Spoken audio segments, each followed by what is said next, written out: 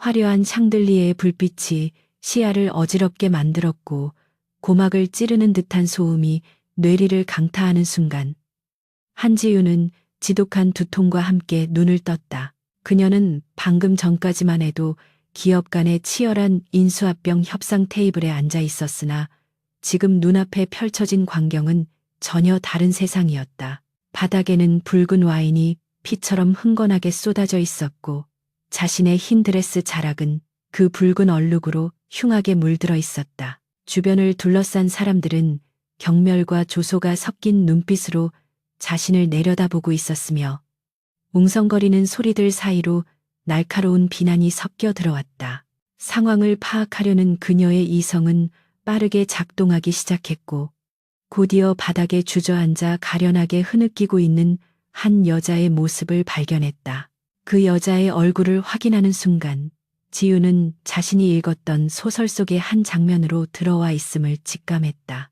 이곳은 그녀가 잠들기 전 무심코 읽었던 삼류 로맨스 소설 속 세계였고 자신은 남자 주인공에게 집착하다 비참한 최후를 맞이하는 악녀 백서연의 몸에 빙의된 것이 분명했다. 바닥에서 떨고 있는 여자는 소설의 여주인공인 이민아였고 상황을 보아하니 백서연이 질투에 눈이 멀어 이민아를 밀친 직후의 상황인 듯했다. 보통의 경우라면 당황해서 소리를 지르거나 억울함을 호소하며 난동을 부려야 했겠지만 백서연의 몸에 들어온 한지윤은 달랐다. 그녀는 수많은 위기 상황을 냉철한 판단력으로 돌파해온 베테랑 협상가였기에 이 정도의 소란 따위는 그녀의 평정심을 흔들 수 없었다. 그녀는 천천히 숨을 고르며 흐트러진 머리카락을 쓸어 넘겼고 차갑게 가라앉은 눈동자로 주위의 소란을 잠재우듯 조용히 현장을 응시했다. 주변 사람들은 악녀 백서연이 또다시 발작적인 히스테리를 부릴 것이라 예상하며 비웃음을 준비하고 있었으나 그녀의 반응은 그들의 예상을 완전히 빗나갔다. 백서연은 우아하고 절제된 동작으로 허리를 꼿꼿하게 펴고 일어섰으며 마치 여왕이 하찮은 것들을 내려다보듯 서늘한 시선으로 이민아를 내려다보았다. 그녀의 눈빛에는 그 어떤 죄책감이나 당황스러움도 담겨 있지 않았고 오로지 상황을 분석하는 기계적인 차가움만이 존재했다. 그녀는 자신의 드레스에 묻은 와인 얼룩을 손수건으로 가볍게 닦아내며 입을 열지 않은 채 이민아의 연기를 감상하듯 지켜보았다. 이민아는 백서연의 예상치 못한 침묵에 당황한 듯 어깨를 더욱 과장되게 떨며 주위 사람들의 동정심을 유발하려 애썼지만 백서연의 눈에는 그 모든 것이 조잡한 연극으로 보일 뿐이었다. 백서연은 천천히 이민아의 앞으로 다가가 무릎을 굽히지 않은 채 고개만 살짝 숙여 그녀와 시선을 맞추었다. 이민아의 눈동자가 불안하게 흔들리는 것을 포착한 백서연은 입가에 비릿하고도 매혹적인 미소를 띄었다. 그녀는 주변의 정적을 깨고 났지만 또렷한 목소리로 말했는데 그 음성은 마치 얼음장처럼 차가워서 듣는 이들의 등골을 서늘하게 만들었다. 그녀는 자신이 밀쳤다면 이민아가 넘어진 방향과 와인이 쏟아진 각도가 물리적으로 설명되지 않는다는 점을 지적하며 이 상황의 모순을 논리적으로 파고들기 시작했다. 그녀의 말은 감정적인 호소가 아니라 철저한 증거에 기반한 분석이었기에 듣고 있던 사람들은 웅성거림을 멈추고 홀린 듯 그녀의 입술에 집중할 수밖에 없었다. 연회장의 분위기는 순식간에 반전되었고 사람들의 시선은 이제 백서연이 아닌 바닥에 앉아있는 이민아에게로 향하기 시작했다. 백서연은 이민아가 스스로 와인잔을 기울여 드레스에 쏟은 흔적과 그녀가 넘어지면서 손을 짚은 위치가 부자연스럽다는 점을 조목조목 짚어내며 상대를 압박했다. 이민아의 얼굴은 창백하게 질려갔고 그녀는 무언가 반박하려 입을 달싹였지만 백서연의 기세에 눌려 아무런 말도 할 수 없었다. 백서연은 과거에 멍청하고 감정적인 악녀가 아니었으며 그녀의 논리는 빈틈이 없었고 태도는 오만하리만큼 당당했다. 그녀는 이 소동이 얼마나 유치하고 저급한 자작극인지를 만천하에 폭로하며 이민아가 쓰고 있던 가련한 피해자의 가면을 무참히 찢어발기고 있었다. 그때 연회장의 거대한 문이 열리며 혜성그룹의 총수이자 이 소설의 남자 주인공인 강도진이 등장했다. 그의 등장은 공기의 흐름을 바꿀 만큼 압도적이었고 사람들은 본능적으로 길을 터주며 그에게 고개를 숙였다. 강도진은 무심하고 권태로운 표정으로 소란의 중심을 향해 걸어왔는데 그의 시선은 바닥에 주저앉은 이민아가 아닌 당당하게 서 있는 백서연에게 고정되어 있었다. 그는 평소 백서연이 자신에게 매달리며 징징거리는 것을 끔찍하게 싫어했기에 이번에도 그녀가 울며 불며 변명할 것이라 예상했다. 그러나 그의 눈앞에 있는 여자는 그가 알던 백서연과는 전혀 다른 분위기를 풍기고 있었으며 마치 낯선 타인을 보는 듯한 기묘한 위화감이 그의 흥미를 자극했다. 강도진은 천천히 백서연의 앞으로 걸어와 멈춰섰고 그의 큰 키와 넓은 어깨는 위압감을 주기에 충분했다. 그는 바닥에 있는 이민아에게는 눈길조차 주지 않은 채 오로지 백서연의 눈을 뚫어지게 응시하며 낮은 목소리로 상황을 설명하라고 명령하듯 말했다. 하지만 백서연은 그의 위압감에 전혀 눌리지 않았고 오히려 고개를 들어 그의 시선을 정면으로 받아내며 맞섰다.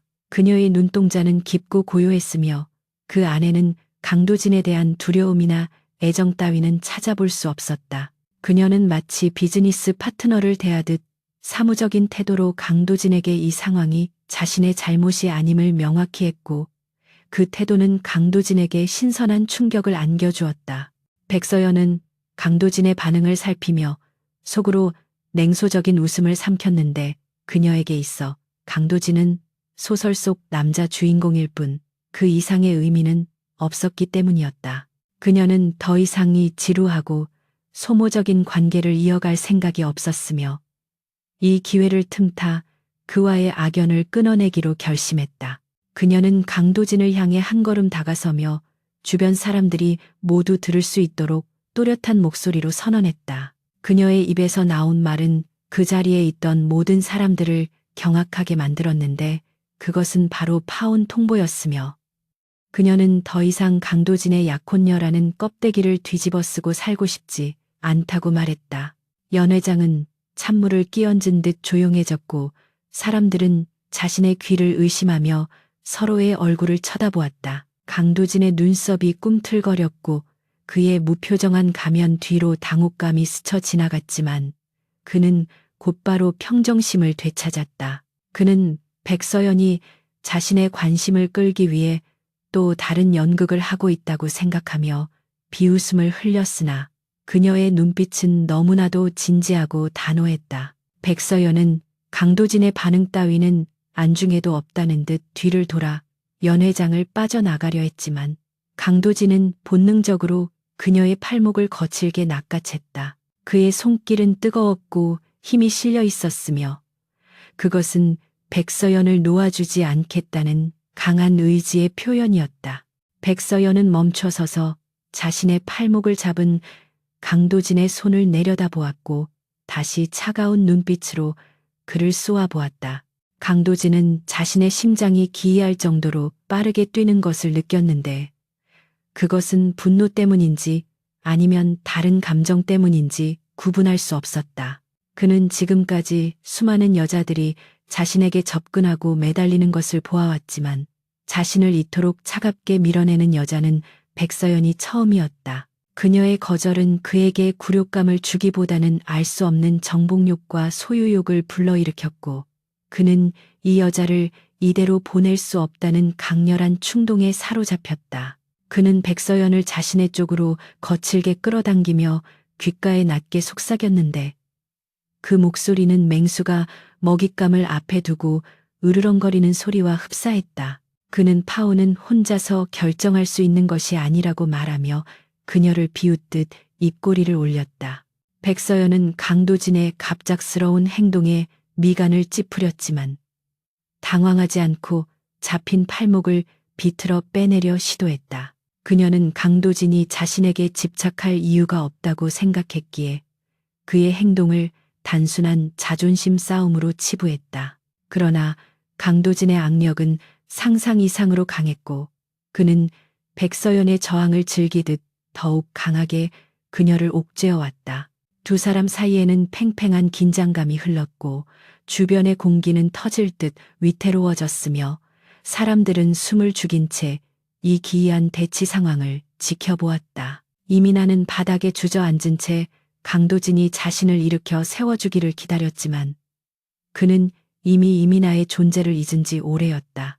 강도진은 백서연의 턱을 들어 올려 강제로 자신과 눈을 맞추게 했고 그녀의 눈동자 속에 비친 자신의 모습을 확인하며 묘한 쾌감을 느꼈다. 그는 백서연이 예전처럼 사랑을 구걸하는 눈빛이 아니라 자신을 벌레 보듯 하는 경멸의 눈빛을 하고 있다는 사실이 오히려 마음에 들었다. 그것은 그에게 새로운 자극이었고 지루했던 그의 일상에 던져진 흥미로운 장난감과도 같았다. 그는 백서연에게 오늘 밤의 소동에 대한 책임을 묻겠다는 핑계로 그녀를 자신의 곁에 묶어두려 했고 그녀가 도망치지 못하도록 퇴로를 차단했다. 백서연은 그의 뻔한 수작을 간파하고 코웃음을 쳤지만 강도진은 아랑곳하지 않고 그녀를 더욱 깊은 수렁으로 끌어들이려 했다. 백서연은 냉정하게 상황을 다시 계산하기 시작했는데 지금 당장 강도진과 힘으로 맞붙어봤자 승산이 없다는 것을 알았기 때문이다. 그녀는 일단 한 발 물러서는 척하며 훗날을 도모하기로 했지만 강도진은 그녀의 찰나의 망설임조차 놓치지 않았다. 그는 그녀의 허리를 감싸 안으며 귓가에 뜨거운 숨결을 불어넣었고 이제부터 시작될 게임의 주도권은 자신이 쥐고 있음을 과시했다.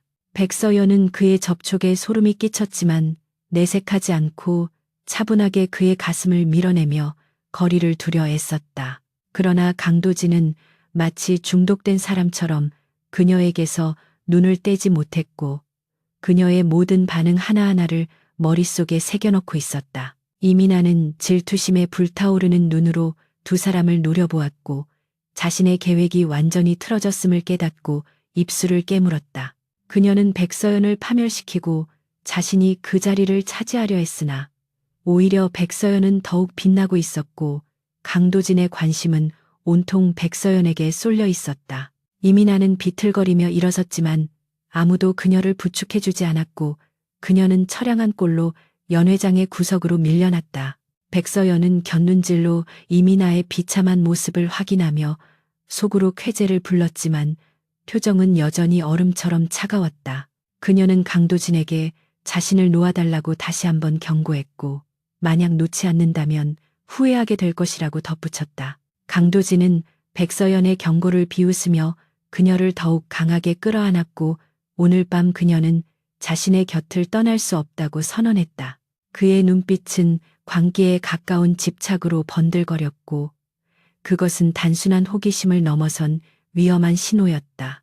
백서연은 이 남자가 자신에게 비정상적으로 꽂혔음을 직감했고 이것이 앞으로의 계획에 큰 걸림돌이 될 것이라 예감했다. 그녀는 깊은 한숨을 내쉬며 이 미친 상황을 어떻게 타개할지 머리를 굴렸지만 강도진은 그녀에게 생각할 틈을 주지 않고 그녀를 연회장 밖으로 이끌었다. 사람들의 시선이 두 사람의 뒤를 쫓았고 이 사건은 사교계의 가장 뜨거운 가십거리가 될 것이 분명했다. 연회장을 빠져나온 강도진은 백서연을 자신의 전용 리무진에 태웠고 운전기사에게 목적지를 알리지 않은 채 차를 출발시켰다. 차 안의 공기는 질식할 듯 무거웠고 두 사람 사이에는 침묵만이 감돌았지만 그 침묵은 평화로운 침묵이 아니라 폭풍 전야의 고요함과 같았다. 강도진은 넥타이를 거칠게 풀며 백서연을 향해 몸을 돌렸고 그녀가 도망칠 곳은 어디에도 없다는 듯 차문을 잠갔다. 백서연은 창밖을 응시하며 흔들리는 도시의 불빛을 바라보았고 자신이 처한 현실을 덤덤하게 받아들였다.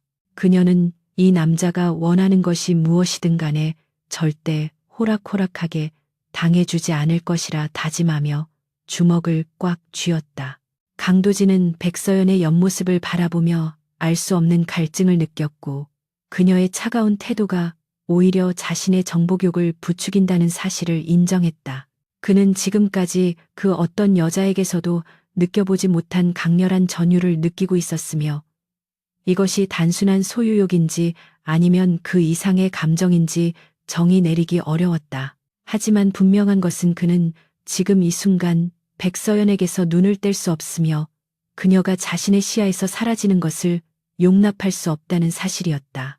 그는 그녀의 손을 다시 잡았고 이번엔 백서연도 그의 손을 뿌리치지 않은 채 가만히 있었다. 그것은 수긍이 아니라 탐색이었고 두 사람 사이에 보이지 않는 전쟁은 이미 시작되었다. 차는 어둠을 뚫고 질주했고 백서연은 자신이 돌아갈 수 없는 길을 걷게 되었음을 깨달았지만 후회하지 않았다. 그녀는 과거의 나약한 백서연이 아니었기에 자신의 운명을 스스로 개척해 나갈 자신이 있었다. 강도진이 자신에게 중독되었다면 그것을 역이용하여 그를 자신의 손바닥 위에서 춤추게 만들면 그만이었다. 그녀는 고개를 돌려 강도진을 정면으로 응시했고 입가에 묘한 미소를 지어 보였다.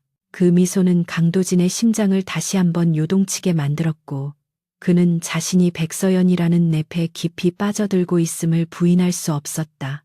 이 위험하고 치명적인 관계에 서막이 올랐고 앞으로 펼쳐질 이야기는 그 누구도 예측할 수 없는 방향으로 흘러갈 것이었다. 낯선 천장의 무늬를 응시하며 눈을 뜬 백서연은 자신이 어젯밤 집으로 돌아가지 못했다는 사실을 깨달았고 무거운 한숨을 내쉬며 침대에서 몸을 일으켰다. 최고급 실크 이불의 감촉과 방안을 가득 채운 은은한 향기는 이곳이 혜성그룹의 총수인 강도진의 사적인 영역임을 암시하고 있었다. 그녀는 흐트러진 머리카락을 쓸어 넘기며 지난밤의 기억을 되짚어 보았는데 강도진은 막무가내로 그녀를 자신의 차에 태워 이곳으로 끌고 왔었다. 이것은 명백한 납치이자 감금이었으나 상대가 이 나라의 경제를 좌지우지하는 절대 권력자라는 점이 문제였다.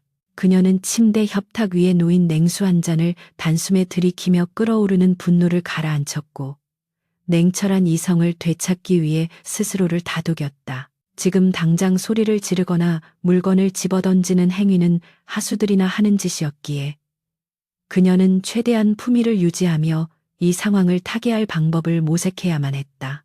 방문을 열고 거실로 나가자마자 그녀를 맞이한 것은 창가에 서서 커피를 마시고 있는 강도진의 뒷모습이었는데 아침 햇살을 등진 그의 실루엣은 그림처럼 완벽했다. 그는 인기척을 느끼고 천천히 몸을 돌렸는데 헝클어진 셔츠 차림의 그는 연회장에서의 차가운 모습과는 또 다른 야성적인 매력을 발산하고 있었다. 백서연은 그의 매력에 현혹되지 않으려 애쓰며 단도직입적으로 집에 가겠다고 말했으나 강도진은 들은 척도 하지 않고 소파를 가리키며 앉으라는 눈짓을 보냈다. 그의 오만한 태도에 기가 막혔지만 백서연은 일단 그의 의중을 파악하기 위해 맞은편 소파에 앉아 다리를 꼬고 그를 정면으로 응시했다. 강도진은 테이블 위에 놓인 두꺼운 서류 뭉치를 턱짓으로 가리키며 이것이 그녀가 이곳에 있어야 할 이유라고 짧게 설명했다. 그 서류는 혜성그룹의 계열사인 혜성건설에서 발생한 부실 공사 의혹과 관련된 언론보도 자료였는데 상황은 생각보다 심각해 보였다. 강도진은 백서연이 어제 연회장에서 보여준 놀라운 통찰력과 언변을 시험해보고 싶다는 듯 묘한 미소를 지으며 제안을 하나 던졌다. 만약 그녀가 이 위기 상황을 해결하고 여론을 반전시킨다면 그녀가 원하는 대로 파혼을 진지하게 고려해보겠다는 것이었다. 이것은 명백한 도발이자 시험이었고 백서연은 그가 자신을 단순한 장난감으로 취급하고 있다는 사실에 자존심이 상했다. 하지만 동시에 이것은 그녀가 강도진의 소나기에서 벗어날 수 있는 유일한 기회이기도 했기에 그녀는 잠시 고민한 끝에 그 제안을 받아들이기로 결심했다. 그녀는 전생의 최고의 위기 관리 전문가였던 한지윤이었으므로 이 정도의 사건은 식은 죽먹기나 다름없었다. 백서연은 즉시 서류를 집어들고 내용을 빠르게 훑어내려갔는데 그녀의 눈동자는 마치 스캐너처럼 문장 하나하나를 놓치지 않고 분석하기 시작했다. 언론은 혜성건설이 원가를 절감하기 위해 저급 자재를 사용했다고 비난하고 있었지만 백서연의 예리한 감각은 이것이 내부자의 조작된 제보에 의한 것임을 감지했다. 그녀는 강도진에게 노트북과 관계자들의 연락처를 요구했고 강도진은 그녀의 거침없는 태도에 흥미를 느끼며 비서를 시켜 필요한 모든 것을 제공했다. 백서연은 그 자리에서 혜성건설의 홍보팀과 법무팀을 화상회의로 소집했고 화면 너머의 임원들은 악녀로 소문난 백서연이 회의를 주재한다는 사실에 당황한 기색이 역력했다. 그러나 그녀가 입을 열자마자 분위기는 반전되었고 그녀의 입에서 나오는 전문적인 용어와 날카로운 지적들은 임원들을 압도하기에 충분했다. 그녀는 단순히 방어적인 자세로 해명 보도를 내는 것에 그치지 않고 공격적인 역공을 펼치기로 전략을 수정했다. 제보자가 제시한 증거 사진의 메타데이터를 분석하여 조작된 시점을 찾아내고 경쟁사의 사주를 받은 하청 업체의 비리를 역으로 터뜨리는 방식이었다. 백서연의 지시는 군더더기 없이 명확했고 그녀의 카리스마는 수십 년 경력의 임원들조차 고개를 숙이게 만들었다. 강도진은 소파에 기대어 앉아 일에 몰두하는 백서연의 모습을 지켜보며 묘한 전율을 느꼈는데 그것은 단순한 성적 끌림을 넘어선 지적 희열이었다. 자신이 알던 멍청하고 사치스러운 백서연은 온데간데 없고 눈앞에는 자신과 대등하게 겨룰 수 있는 강력한 파트너가 존재하고 있었다. 그는 자신의 심장 박동이 빨라지는 것을 느끼며 이 여자를 절대 놓아줄 수 없다는 확신을 가지게 되었다. 몇 시간의 사투 끝에 여론은 급격하게 반전되었고 인터넷 커뮤니티와 뉴스 댓글창은 혜성건설을 옹호하고 조작된 제보를 비난하는 글들로 도배되었다. 주가는 다시 회복세를 보였고 언론들은 앞다투어 진실을 규명하는 정정 보도를 내보내기 시작했다. 백서연은 노트북을 덮으며 피로한 눈을 비볐고 승리의 미소를 지으며 강도진을 바라보았다. 그녀는 자신이 약속을 이행했으니 이제 파혼 약속을 지키라고 요구했지만 강도진의 표정은 그녀의 예상과 다르게 흘러가고 있었다. 그는 자리에서 일어나 천천히 그녀에게 다가왔고 백서연이 앉아있는 소파의 양팔걸이를 짚으며 그녀를 자신의 품 안에 가두었다. 그의 눈빛은 맹수처럼 번들거리고 있었고 그 안에는 숨길 수 없는 소유욕이 이글거리고 있었다. 강도진은 약속대로 파혼을 고려해 보겠지만 그 시기가 지금 당장은 아니라고 말하며 뻔뻔하게 말을 바꾸었다. 백서연이 반발하려 입을 열었지만 그는 검지를 들어 그녀의 입술을 막으며 그녀의 능력이 너무나 뛰어나서 혜성그룹에 꼭 필요한 인재라고 속삭였다. 그는 그녀를 단순한 약혼녀가 아닌 자신의 사업 파트너이자 전략 고문으로 곁에 두고 싶어 했고 이것은 그녀에게 있어 또 다른 형태의 구속이었다. 백서연은 그의 비겁한 태도에 분노했지만 한편으로는 자신의 능력을 인정받았다는 사실에 묘한 성취감을 느끼기도 했다. 그녀는 강도진의 손을 거칠게 쳐내며 비즈니스 파트너로서의 대우를 확실하게 해달라고 요구했고 강도진은 흔쾌히 수락하며 그녀의 손등에 입을 맞추었다. 그 시각 이민아는 자신의 오피스텔에서 뉴스를 보며 분노를 참지 못하고 화병을 벽에 집어던져 산산조각을 냈다. 혜성건설을 위기에 빠뜨려 강도진의 관심을 돌리고 백서연의 무능함을 부각시키려던 그녀의 계획은 완벽하게 실패로 돌아갔다. 그녀는 백서연이 어떻게 그토록 완벽하게 위기를 해결할 수 있었는지 도저히 이해할 수 없었고 갑작스럽게 변한 백서연의 모습에 두려움을 느끼기 시작했다. 강도진이 백서연에게 보여주는 관심이 예전과는 다르다는 것을 본능적으로 감지한 이민아는 초조함에 손톱을 물어뜯었다. 그녀는 이대로 있다가는 강도진을 영영 뺏길지도 모른다는 위기감에 사로잡혔고 결국 서랍 깊숙한 곳에서 일회용 대포폰을 꺼내들었다. 이민아는 떨리는 손으로 누군가에게 전화를 걸었고 수화기 너머에서는 기계적으로 변조된 음성이 들려왔다. 그녀는 돈은 얼마든지 줄 테니 백서연을 처리해달라고 의뢰했고 그녀의 눈빛은 도끼로 가득 차 있었다. 그녀는 백서연이 사라져야만 자신이 다시 혜성그룹의 안주인 자리를 차지할 수 있다고 믿었고 그를 위해서라면 악마와 손을 잡는 것도 마다하지 않을 작정이었다. 전화를 끄는 이민아는 창밖을 바라보며 섬뜩한 미소를 지었고 그녀의 뒤틀린 욕망은 멈출 줄 모르고 폭주하고 있었다. 그녀는 자신이 비극의 여주인공이 아니라 이 이야기의 진정한 승자가 될 것이라고 스스로에게 최면을 걸 듯 되뇌었다. 다시 강도진의 저택으로 돌아온 시점.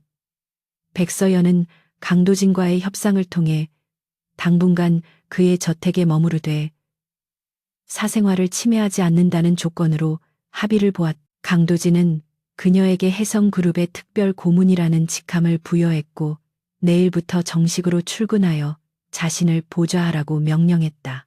백서연은 이것이 노예 계약이나 다름없다고 투덜거렸지만 내심 대한민국 최고의 기업 내부를 들여다볼 수 있다는 사실에 흥미를 느꼈다. 그녀는 전생의 기억을 되살려 혜성그룹 내부에 숨겨진 비리와 부패를 척결하고 자신의 입지를 굳혀나갈 계획을 세웠다. 강도진을 이용해 자신의 힘을 키우고 언젠가는 그를 발 아래 무릎 꿇리겠다는 야심찬 목표가 그녀의 가슴 속에서 타오르기 시작했다. 저녁 식사 시간 식탁에는 정막이 감돌았지만 두 사람 사이의 기류는 팽팽한 긴장감으로 가득 차 있었다. 강도진은 식사 도중 틈틈이 백서연을 관찰했는데 우아하게 나이프를 사용하는 그녀의 손길 하나하나가 그의 시선을 사로잡았다. 그는 자신이 왜 이토록 그녀에게 집착하는지 스스로에게 질문을 던져보았지만 명확한 답을 찾을 수 없었다. 단지 그녀가 곁에 없으면 불안하고 그녀가 다른 곳을 보면 화가 치밀어 오르는 이 감정이 낯설면서도 싫지 않았다. 그는 와인 잔을 들어 올리며 백서연에게 건배를 제의했고 백서연은 무미건조한 표정으로 잔을 부딪혔다. 맑은 소리가 공명하며 두 사람의 위험한 동거가 본격적으로 시작되었음을 알렸다. 강도진은 식사를 마치고 서재로 향하기 전 백서연에게 다가가 귓가에 낮은 목소리로 경고를 남겼다. 그는 그녀가 도망칠 생각은 꿈도 꾸지 않는 게 좋을 것이라며 만약 그녀가 사라진다면 지구 끝까지라도 쫓아가서 찾아낼 것이라고 으름장을 놓았다. 백서연은 그의 집요함에 혀를 내둘렀지만 결코 물러서지 않고 눈을 똑바로 뜨며 대답했다. 그녀는 자신이 도망칠 이유가 없으며 오히려 강도진, 당신이 나에게 질려서 도망치게 될 것이라고 받아쳤다. 강도진은 그녀의 당돌한 대답에 큰 소리로 웃음을 터뜨렸고 그 웃음소리는 저택의 복도를 울리며 오랫동안 머물렀다. 그는 백서연이 자신을 자극할수록 그녀에 대한 갈망이 더욱 커지는 것을 느꼈다. 그날 밤 백서연은 낯선 침대에 누워 잠을 이루지 못하고 뒤척였는데 창문 밖으로 보이는 달빛이 유난히 밝았다. 그녀는 자신이 처한 현실이 소설 속 이야기라는 것을 잊지 않으려 노력했지만 강도진의 존재감이 너무나 강렬해서 혼란스러웠다. 원작 소설에서는 백서연이 비참하게 죽음을 맞이하지만 지금의 그녀는 결코 그런 운명을 받아들일 생각이 없었다. 그녀는 내일부터 시작될 회사 생활이 쉽지 않을 것임을 예감했지만 두려움보다는 기대감이 앞섰다. 그녀는 자신의 능력을 증명하고 혜성그룹을 자신의 무대로 만들어 보일 것이라 다짐하며 눈을 감았다. 한편 어둠 속에서 움직이기 시작한 그림자들은 백서연을 향해 서서히 포위망을 좁혀오고 있었다. 이민아가 사주한 세력들은 혜성그룹 내부에도 깊숙이 침투해 있었고 그들은 백서연이 출근하는 순간부터 그녀를 함정에 빠뜨리기 위해 만반의 준비를 갖추고 있었다. 백서연은 아직 자신에게 닥쳐올 위험을 구체적으로 알지 못했지만 그녀의 본능은 경고음을 울리고 있었다. 강도진이라는 거대한 방패가 그녀를 지켜줄지 아니면 그 또한 그녀를 위협하는 칼날이 될지 알 수 없는 상황 속에서 그녀의 고독한 싸움은 이제 막 막을 올린 셈이었다.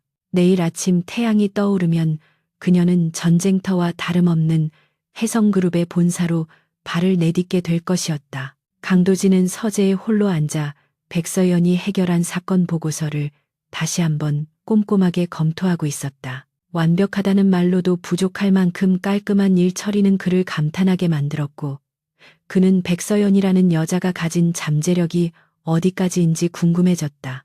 그는 책상 서랍에서 작은 벨벳 상자를 꺼내 열어보았는데 그 안에는 붉은색 다이아몬드 반지가 영롱한 빛을 발하고 있었다. 그것은 그가 오래전 어머니로부터 물려받은 것으로 오직 자신의 진정한 반려자에게만 주려고 아껴두었던 물건이었다. 그는 반지를 만지작거리며 입가에 희미한 미소를 지었고 반지의 주인이 누가 될지 이미 마음속으로 결정을 내린 듯했다. 혜성그룹 본사에 거대한 회전문이 돌아가며 백서연이 로비의 모습을 드러내자 출근하던 직원들의 시선이 일제히 그녀에게 쏠렸고 곳곳에서 수군거리는 소리가 들려왔다. 그녀는 날렵한 핏의 정장과 날카로운 하이힐 소리로 자신의 존재감을 과시하며 주변의 시선 따위는 아랑곳하지 않고 엘리베이터를 향해 당당하게 걸어갔다. 사람들은 그녀를 파온 소동의 주역이자 희대의 악녀로 기억하고 있었지만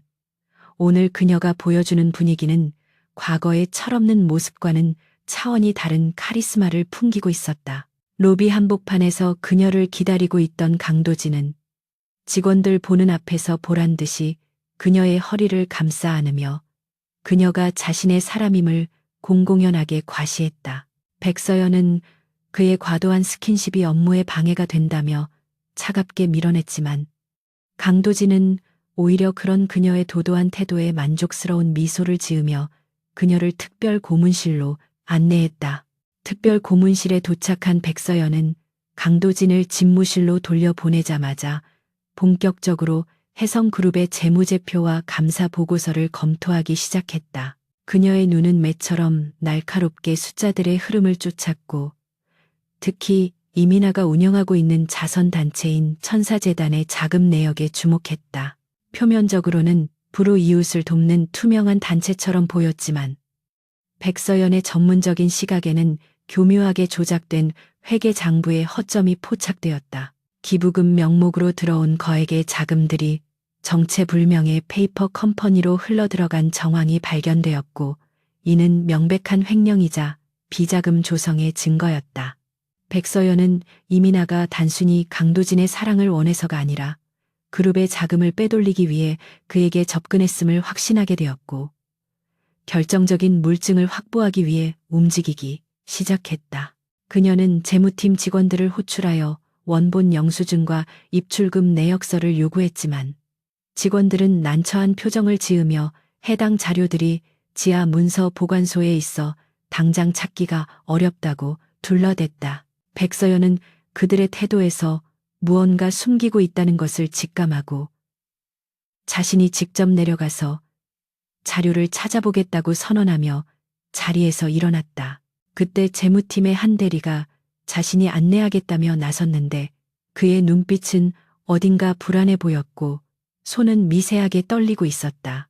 백서연은 그를 의심스러워했지만 호랑이 굴에 들어가야 호랑이 새끼를 잡을 수 있다는 생각에 그의 뒤를 따라 엘리베이터를 타고 지하 깊숙한 곳으로 내려갔다. 지하층은 습하고 서늘한 공기로 가득 차 있었고 복도 끝에 위치한 문서 보관소는 마치 감옥처럼 음산한 분위기를 풍기고 있었다. 안내를 맡은 직원은 이곳이 보안 구역이라 출입 카드가 없으면 들어갈 수 없다고 설명하며 육중한 철문을 열어주었고 백서연이 안으로 들어가자마자 황급히 밖으로 빠져나갔다. 백서연이 이상한 낌새를 채고 뒤를 돌아보는 순간 쾅하는 굉음과 함께 철문이 굳게 닫혔고 밖에서 자물쇠가 잠기는 소리가 들려왔다. 그녀는 즉시 문으로 달려가 손잡이를 돌려보았지만 문은 꿈쩍도 하지 않았고 휴대전화를 꺼내보았지만 통신 신호마저 완전히 차단되어 있었다. 설상가상으로 천장에 설치된 공조기에서 하얀 냉기가 뿜어져 나오기 시작했는데 이곳은 단순한 문서 보관소가 아니라 식품 계열사에서 사용하는 대형 냉동 창고를 개조한 곳이었다. 백서연은 이것이 이민아와 결탁한 내부의 적들이 자신을 제거하기 위해 파놓은 치명적인 함정임을 깨닫고 입술을 깨물었다.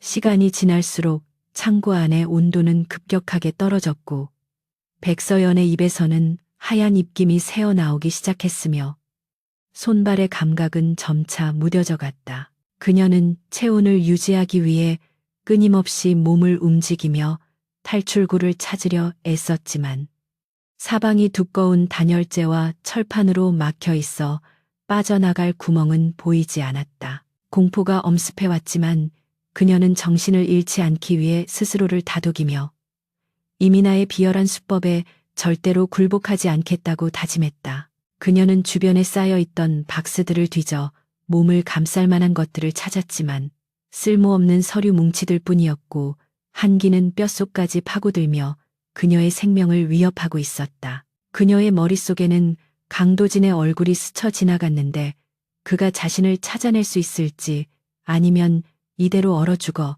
소설 속 악녀의 비참한 최후를 맞이할지 알 수 없는 노릇이었다. 한편 집무실에서 업무를 보던 강도진은 점심시간이 지났는데도 백서연에게서 아무런 연락이 없자 초조함을 느끼기 시작했다.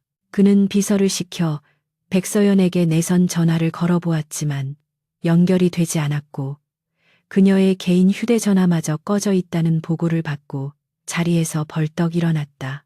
평소에 그녀라면 업무 보고를 위해서라도 반드시 연락을 했을 텐데 이렇게 연락이 두절된 것은 분명 심상치 않은 일이 발생했다는 신호였다. 강도진은 즉시 보안실로 내려가 사내의 모든 폐쇄회로 화면을 검색하라고 지시했고 그의 눈빛은 맹수처럼 살기를 띠고 있었다. 보안팀 직원들은 총수의 경로에 당황하여 손을 떨며 키보드를 두드렸고 곧이어 백서연이 한 직원과 함께 지하로 내려가는 모습이 화면에 잡혔다. 화면 속에서 백서연을 안내하던 직원이 홀로 문을 잠그고 도망치는 장면을 목격한 강도진은 주먹으로 책상을 내리치며 짐승 같은 포효를 내질렀다. 그는 그 직원의 얼굴을 똑똑히 기억해두며 당장 지하 창고로 출동하라고 보안팀에게 소리쳤고 자신은 엘리베이터를 기다릴 새도 없이 비상계단을 향해 질주했다. 그의 심장은 터질 듯이 뛰었고 머릿속은 백서연이 잘못되었을지도 모른다는 공포로 하얗게 변해버렸다. 그는 자신이 백서연에게 이토록 깊이 빠져 있었다는 사실을 부정할 수 없었으며 만약 그녀에게 털끝만큼이라도 상처가 생긴다면 관련된 모든 인간들을 지옥 끝까지 쫓아가 응징하겠다고 맹세했다. 계단을 뛰어 내려가는 그의 발소리는 마치 죽음의 사자가 다가오는 소리처럼 거칠고 위협적이었다. 냉동 창고 안의 백서연은 의식이 흐릿해지는 것을 느끼며 차가운 바닥에 주저앉아 있었고 그녀의 속눈썹에는 하얗게 서리가 내려앉아 있었다. 그녀는 점점 감겨오는 눈꺼풀을 억지로 들어올리며 누군가가 자신을 구하러 올 것이라는 희망을 놓지 않으려 안간힘을 썼다. 그때 굳게 닫혀있던 철문 너머에서 쾅쾅거리는 소리와 함께 누군가가 문을 부수려는 듯한 충격음이 들려왔다. 곧이어 전자도어락이 파괴되는 소리가 들리고 육중한 철문이 거칠게 열리며 강렬한 빛과 함께 익숙한 실루엣이 나타났다. 강도진은 하얗게 질린 채 쓰러져 있는 백서연을 발견하고는 비명에 가까운 이름을 부르며 그녀에게 달려들었다. 강도진은 얼음장처럼 차가워진 백서연의 몸을 자신의 재킷으로 감싸 안으며 그녀의 뺨을 어루만졌고 그녀의 미세한 온기를 확인하고서야 안도의 한숨을 내쉬었다. 그는 떨리는 손으로 그녀를 품에 꽉 끌어안으며 늦게 와서 미안하다고 속삭였고 그의 목소리는 물기에 젖어 떨리고 있었다. 백서연은 흐릿한 시야 속에서 강도진의 일그러진 얼굴을 바라보며 힘겹게 미소를 지었고 자신이 살아있음을 알리기 위해 그의 옷자락을 약하게 움켜쥐었다. 강도진은 그녀를 번쩍 안아들고 창고 밖으로 걸어 나왔으며 그의 눈에서는 뜨거운 눈물과 함께 차가운 분노가 동시에 쏟아져 나오고 있었다. 복도에는 뒤늦게 도착한 보안팀 직원들과 그를 함정에 빠뜨렸던 직원이 경비원들에게 제압당한 채 무릎을 꿇고 있었다. 강도진은 잡혀있는 직원을 싸늘하게 내려다보며 감히 누구의 허락으로 내 여자를 건드렸냐고 낮게 으르렁거렸다.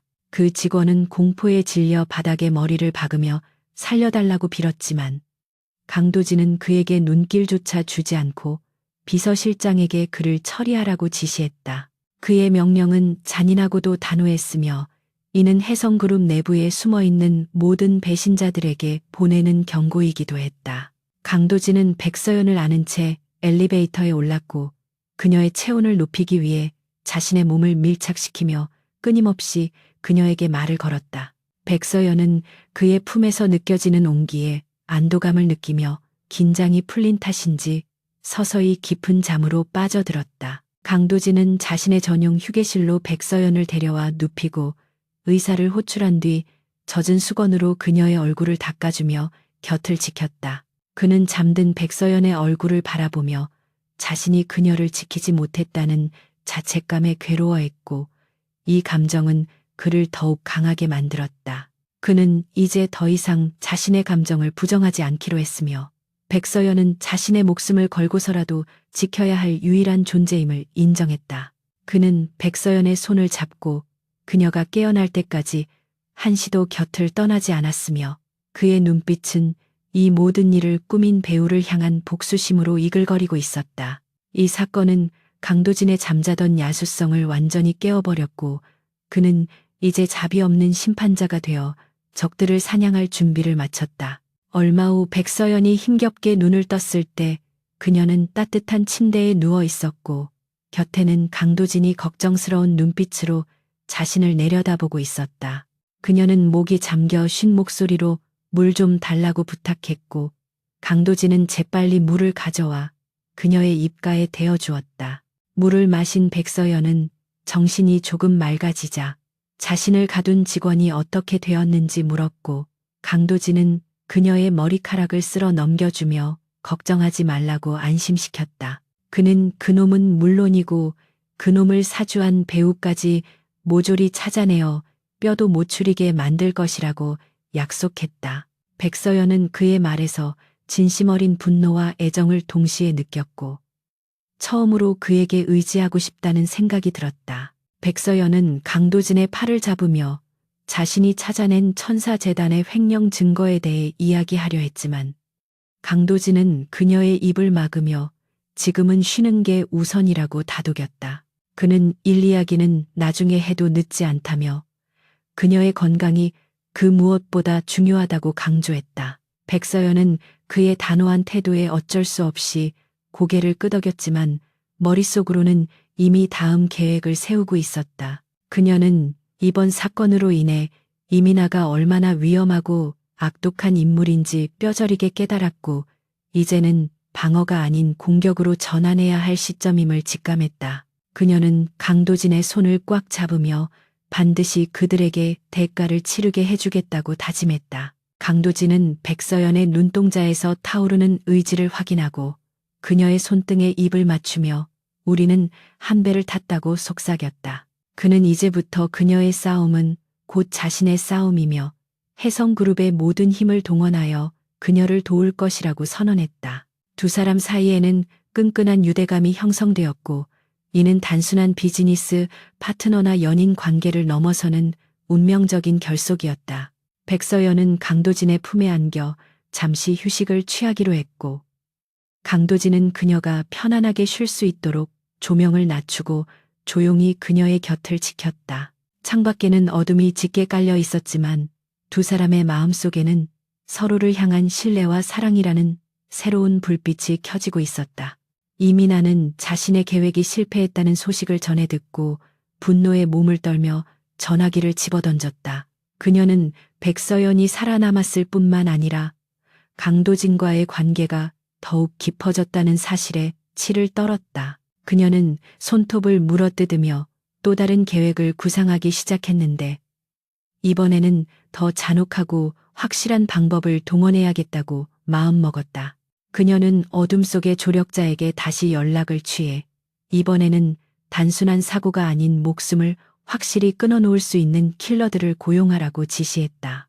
그녀의 눈은 광기로 번들거렸고 질투와 증오로 뒤틀린 그녀의 영혼은 이미 돌이킬 수 없는 타락의 길로 들어서고 있었다. 도심의 불빛이 완전히 사라지고 칠흑 같은 어둠이 깔린 숲길을 따라 검은색 세단이 미끄러지듯 달리고 있었는데 그 목적지는 지도에도 나오지 않는 강도진의 비밀 별장이었다. 그는 백서연이 겪은 사고가 단순한 우연이 아니며 혜성그룹 내부와 외부의 적들이 결탁하여 그녀를 노리고 있다는 사실을 직감했기에 그녀를 가장 안전한 요새로 대피시키기로 결정했다.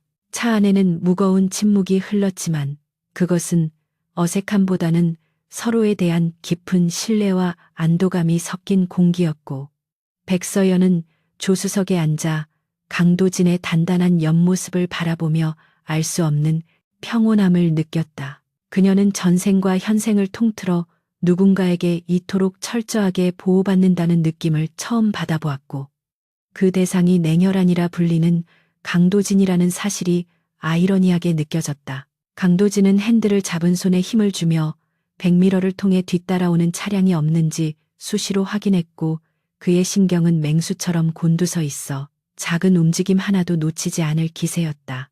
높은 담벼락과 최첨단 보안 시스템으로 둘러싸인 별장에 도착하자 거대한 철문이 자동으로 열리며 그들을 맞이했고 고요한 정원에는 스산한 바람 소리만이 감돌고 있었다. 강도진은 차에서 내려 백서연이 발을 땅에 딛기도 전에 그녀를 안아들었는데 그녀가 괜찮다고 만류했음에도 불구하고 그는 그녀의 몸 상태가 아직 완전하지 않다며 고집을 피웠다. 현관문을 열고 들어서자 따스한 온기와 함께 은은한 장작 타는 냄새가 그들을 감쌌고 넓은 거실 중앙에 위치한 벽난로에서는 붉은 불꽃이 타오르며 지친 두 사람을 위로하는 듯했다.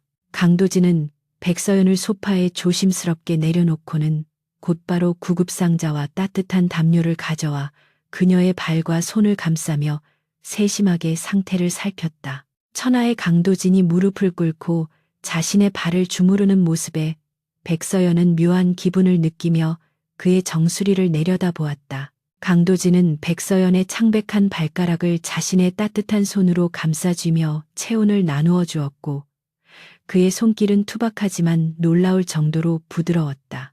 그는 백서연에게 오늘 있었던 일에 대해 다시 한번 사과하며 자신이 조금만 더 주의를 기울였다면 그녀가 그런 끔찍한 일을 겪지 않았을 것이라고 자책했다. 백서연은 그의 어깨에 손을 올리며 그것은 당신의 잘못이 아니라고 위로했지만 강도진의 표정은 여전히 어두웠고 그의 눈동자 깊은 곳에는 과거의 트라우마가 어른거리고 있었다. 그는 잠시 망설이다가 입을 열어 자신의 어린 시절 이야기를 꺼냈는데 그것은 혜성그룹의 후계자로서 겪어야 했던 납치와 배신의 기억들이었다. 그는 자신이 힘이 없어서 소중한 사람들을 잃어야 했던 과거를 고백하며 다시는 그런 일을 반복하지 않기 위해 괴물이 되기를 자처했다고 털어놓았다. 백서연은 강도진의 고백을 들으며 그가 왜 그토록 권력에 집착하고 주변 사람들을 믿지 못하며 자신에게 강박적으로 매달리는지 이해할 수 있게 되었다. 그에게 있어 사랑은 지키는 것이었고 지키기 위해서는 압도적인 힘과 통제력이 필요했던 것이었기에 그의 집착은 일종의 생존 본능이자 사랑의 표현 방식이었다. 그녀는 그의 뺨을 어루만지며 이제는 당신 혼자 싸우지 않아도 된다고 말해주었고 자신 또한 그를 지킬 수 있는 힘을 가지고 있음을 상기시켰다. 두 사람의 시선이 허공에서 얽히며 묘한 긴장감이 형성되었고 강도진은 그녀의 손바닥에 얼굴을 묻으며 깊은 숨을 내쉬었다. 그 순간 그들 사이의 경계는 완전히 허물어졌고 비즈니스 파트너나 계약 관계가 아닌 서로의 상처를 보듬어주는 진정한 연인으로서의 감정이 싹트기 시작했다. 평화로운 분위기도 잠시 별장의 보안 시스템 경고음이 날카롭게 울려 퍼지며 거실의 조명이 붉은색으로 바뀌었고 강도진의 눈빛은 순식간에 살기등등한 야수의 것으로 돌변했다. 그는 즉시 백서연을 소파 뒤로 숨기며 낮은 목소리로 침입자가 발생했음을 알렸고 자신의 품에서 권총을 꺼내 장전하며 주변을 경계했다. 이민아가 보낸 전문 킬러들이 보안망을 뚫고 별장 내부로 침투한 것이 분명했고 그들의 목적은 단 하나, 백서연의 목숨을 끊어놓는 것이었다. 백서연은 두려움에 떨기보다는 냉철하게 상황을 판단하며 주변을 둘러보았고 자신을 보호하려는 강도진의 등에 숨지 않고 함께 싸울 준비를 했다. 그녀는 벽난로 옆에 놓인 무거운 쇠로 된 부직갱이를 집어들며 자신의 손에 꼭 쥐었고 결의에 찬 눈빛으로 어둠 속을 응시했다. 거실의 통유리창이 굉음과 함께 박살나며 검은 복면을 쓴 괴한들이 들이닥쳤고 그들은 지체 없이 강도진을 향해 총구를 겨누며 공격을 시작했다. 강도진은 민첩한 몸놀림으로 총격을 피하며 가장 가까이 있던 괴한의 팔을 꺾어 제압했고 그의 움직임은 군더더기 없이 깔끔하고 잔혹했다.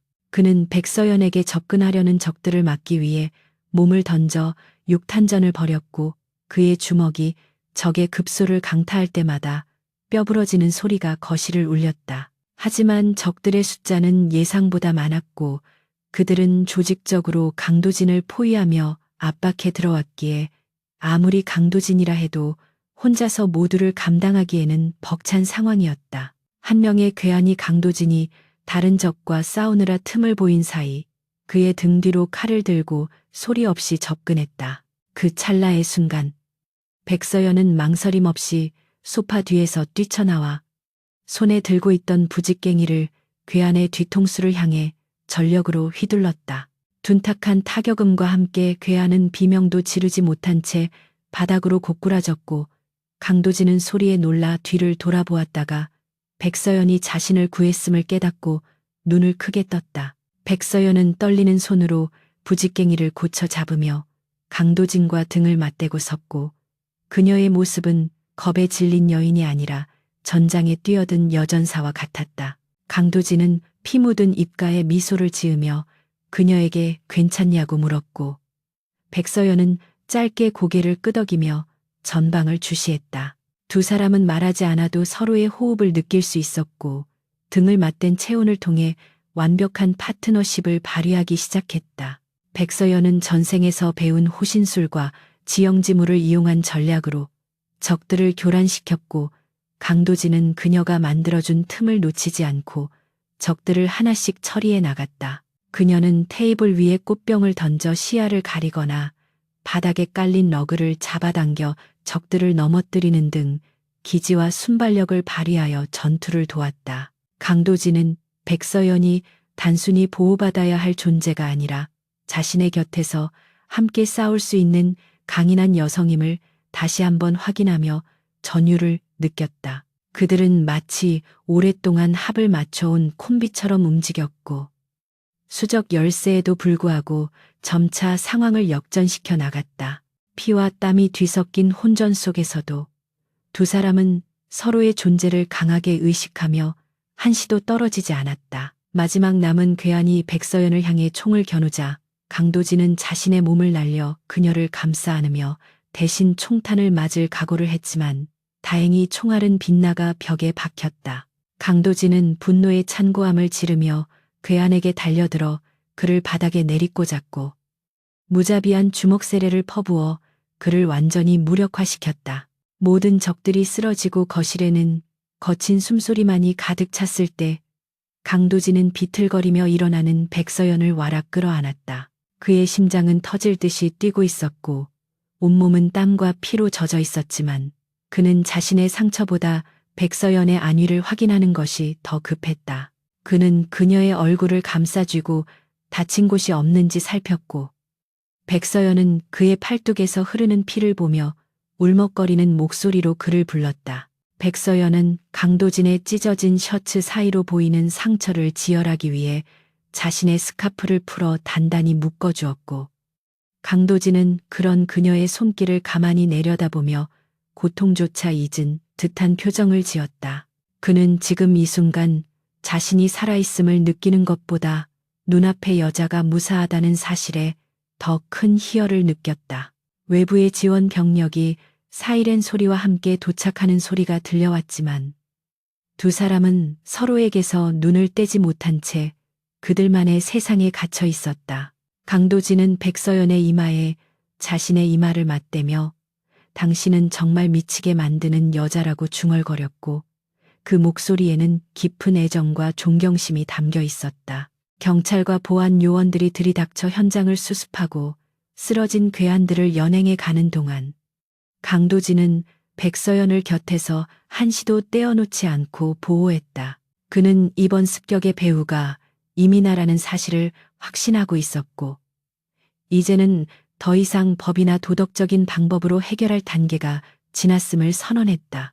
그는 백서연에게 이제부터는 전쟁이라고 말하며 자신들이 받은 고통을 몇 배로 갚아주겠다고 다짐했다.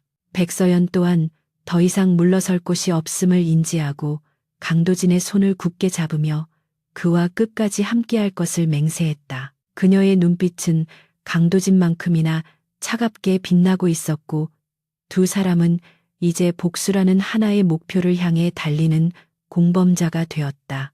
사건이 수습되고 난 후 강도진은 백서연을 침실로 데려가 눕히고 그녀가 잠들 때까지 곁을 지켰는데 그의 눈빛은 이전보다 훨씬 더 깊고 진지해져 있었다. 그는 오늘 밤 백서연이 보여준 용기와 기지에 완전히 매료되었고 그녀야말로 자신의 옆자리에 설 자격이 있는 유일한 여성임을 뼛속 깊이 새겼다. 그는 잠든 그녀의 손등에 키스하며 당신을 위해서라면 세상을 적으로 돌려도 상관없다고 속삭였다. 그의 사랑은 이제 단순한 집착을 넘어 숭배에 가까운 감정으로 변모하고 있었고 이는 그를 더욱 강력하고 무자비한 존재로 만들었다.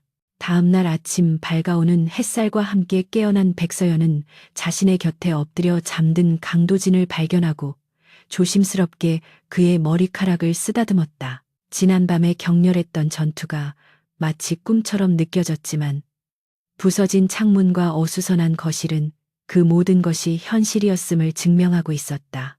그녀는 강도진을 깨우지 않기 위해 조용히 일어나려 했으나 예민한 감각을 지닌 강도진은 곧바로 눈을 뜨고 그녀의 손목을 잡아채었다. 그는 잠긴 목소리로 어디 가냐고 물으며 그녀를 다시 침대로 끌어당겼고 백서연은 그의 가슴에 안겨 아침을 맞이했다.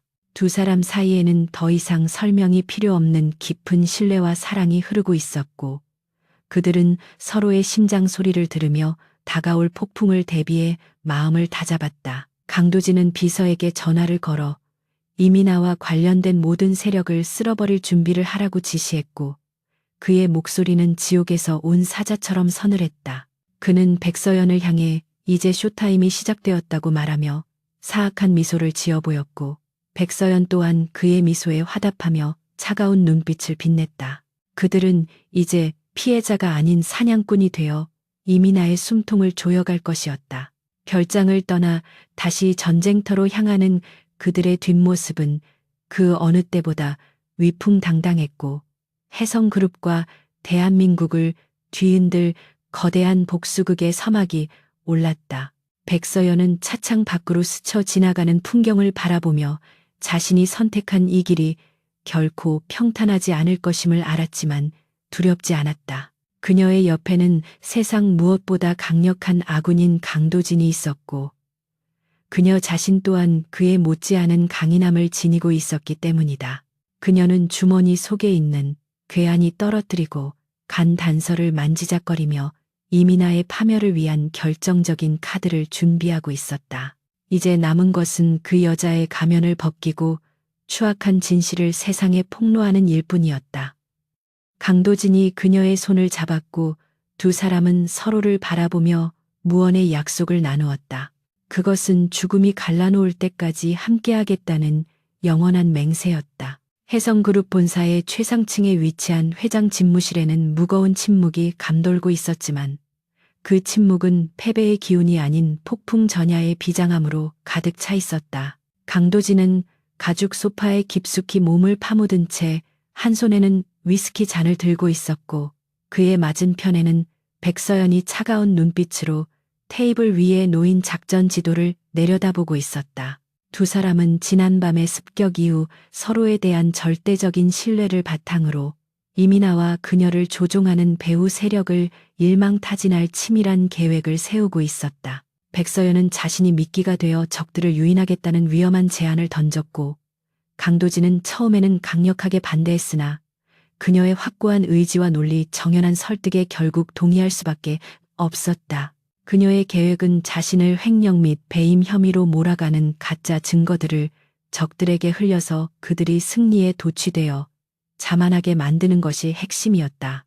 적들이 방심한 틈을 타서 결정적인 순간에 그들의 목덜미를 물어뜯겠다는 백서연의 전략은 대담하면서도 치명적이었고 강도진은 그런 그녀의 전략적 사고방식에 다시 한번 감탄하지 않을 수 없었다. 다음 날부터 백서연은 회사 내에서 눈에 띄게 초조한 모습을 보이기 시작했고 일부러 직원들이 보는 앞에서 누군가와 언성을 높이며 통화하는 연기를 펼쳤다.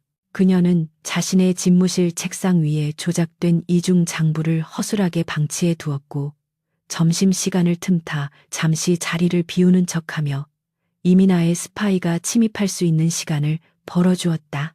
예상대로 백서연이 자리를 비운 사이 청소부로 위장한 스파이가 사무실로 잠입하여 문제의 장부를 촬영해 갔고 이 모든 과정은 백서연이 미리 설치해둔 초소형 카메라에 고스란히 담겼다.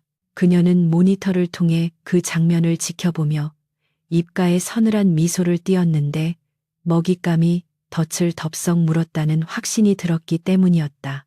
이민아는 자신이 입수한 정보가 백서연이 파놓은 함정이라는 사실을 꿈에도 모른 채 드디어 백서연을 파멸시킬 결정적인 증거를 손에 넣었다고 착각하며 쾌재를 불렀을 것이 분명했다.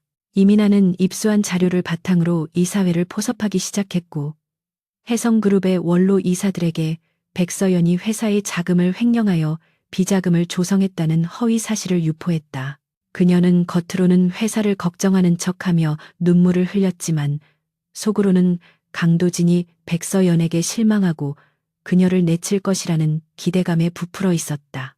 이민아의 선동에 넘어간 일부 부패한 이사들은 강도진에게 압력을 가하며 백서연의 해임을 요구했고 언론사에도 익명으로 제보하여 백서연에 대한 악성 루머를 퍼뜨리기 시작했다. 인터넷 뉴스 기사들은 백서연을 희대의 사기꾼이자 꽃뱀으로 묘사하며 자극적인 헤드라인을 쏟아냈고 여론은 급격하게 악화되어 백서연을 비난하는 댓글로 도배되었다.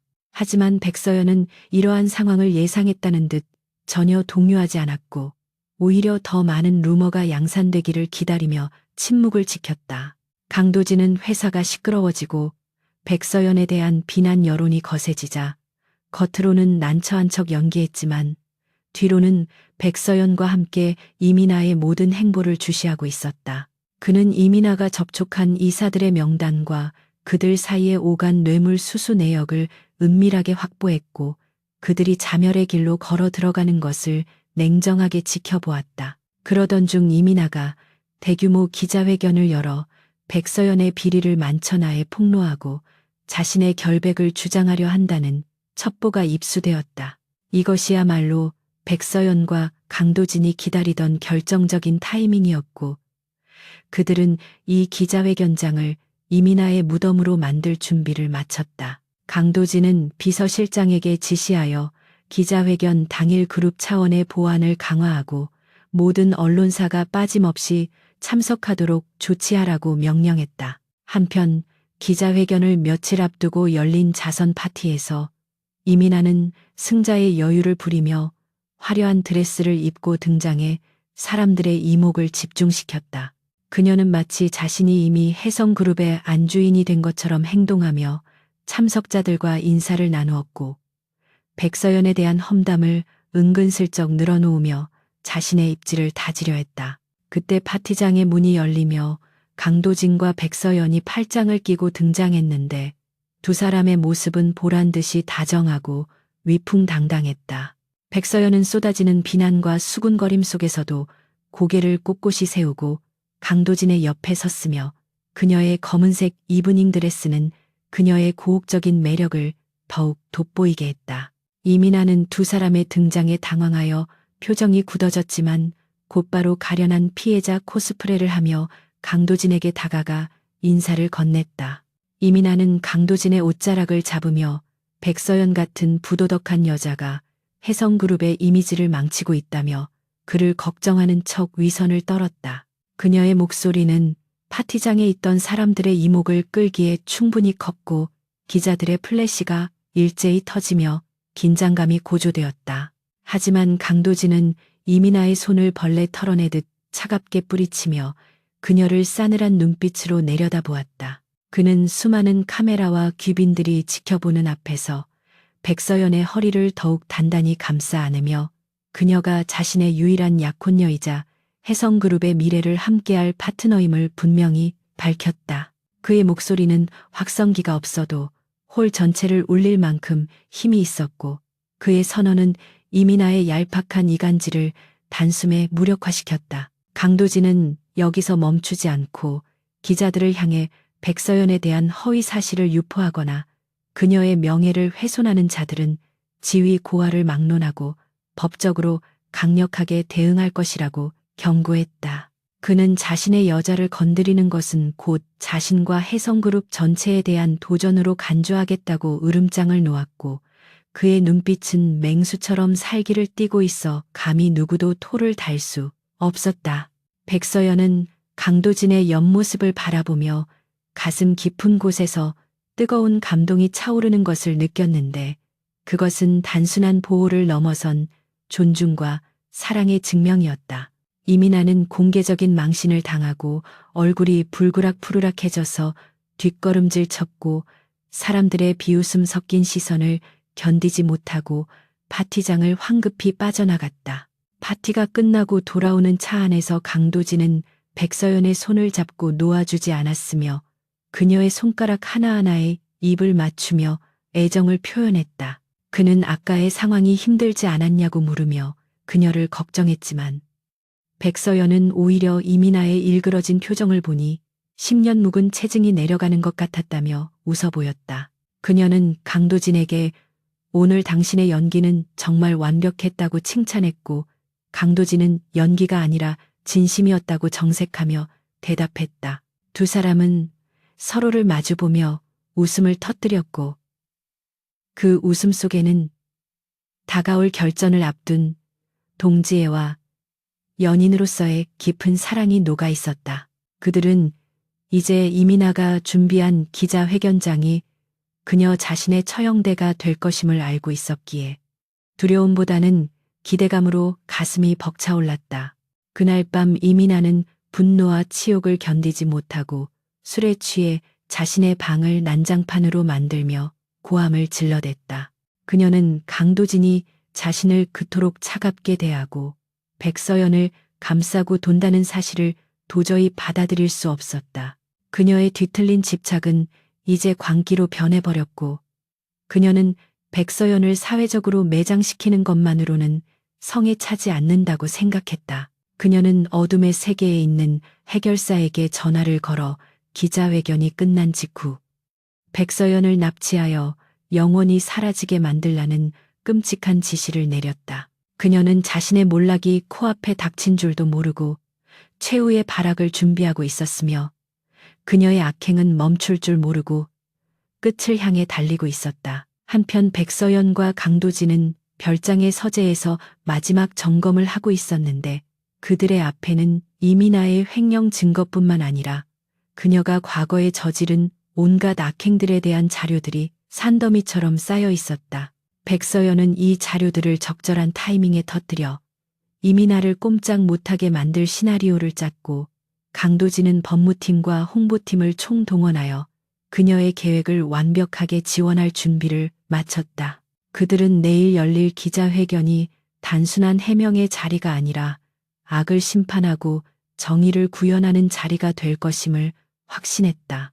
강도진은 긴장한 듯한 백서연의 어깨를 감싸며 내일이 지나면 모든 것이 끝날 것이라고 위로했고, 백서연은 그의 품에 기대어 잠시 눈을 감았다. 폭풍우가 몰아치기 직전에 고요함처럼 도시는 잠들어 있었지만 해성그룹을 둘러싼 보이지 않는 전쟁은 이미 시작되고 있었다.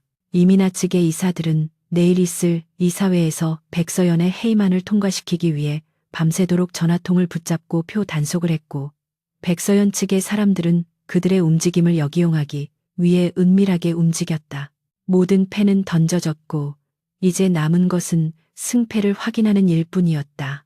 강도진은 창밖의 어둠을 응시하며 백서연을 위해 세상을 뒤집을 각오를 다시 한번 다졌다. 그는 백서연이 악녀라는 누명을 벗고 자신의 옆에서 당당하게 빛날 수 있도록 모든 장애물을 제거할 것이었다. 다음 날 아침 해성그룹 본사 대강당은 수백 명의 기자들과 주주들로 인산인해를 이루었고, 그들의 열기로 인해 실내 온도가 후끈 달아올랐다. 단상 중앙에는 이민아가 비장한 표정으로 앉아 있었고, 그녀의 뒤에는 그녀를 지지하는 이사들이 병풍처럼 서서 위압감을 조성하고 있었다. 이민아는 마이크를 잡고 떨리는 목소리로 연기를 시작했는데, 그녀는 자신이 해성그룹을 사랑하는 마음에서 용기를 내어 이 자리에 섰다고 운을 떼었다.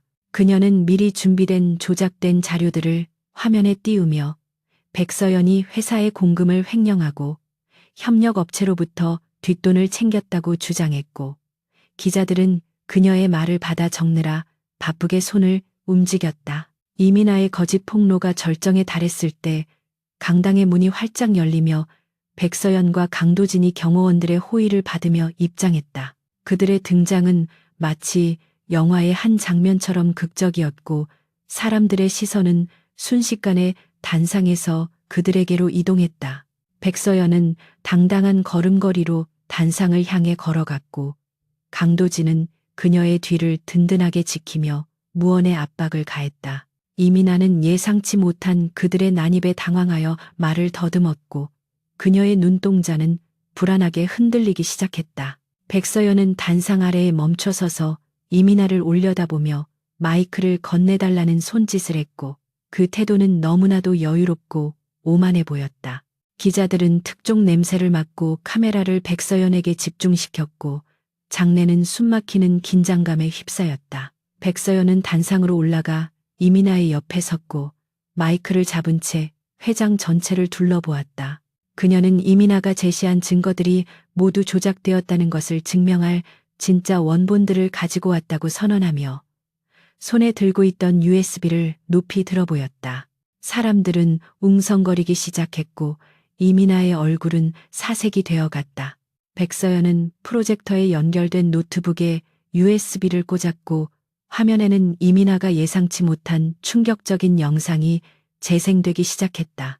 그것은 이민아가 스파이에게 횡령 장부를 조작하라고 지시하는 모습과 뒷돈을 받는 장면이 고스란히 담긴 CCTV 영상이었다. 영상 속의 이민아는 천사 같은 얼굴로 악마 같은 말을 쏟아내고 있었고, 그 모습은 현재 단상에 서 있는 가련한 모습과 극명하게 대비되어 더욱 충격적이었다. 기자들은 경악하며 셔터를 눌러댔고 주주들은 배신감에 몸을 떨며 야유를 퍼붓기 시작했다.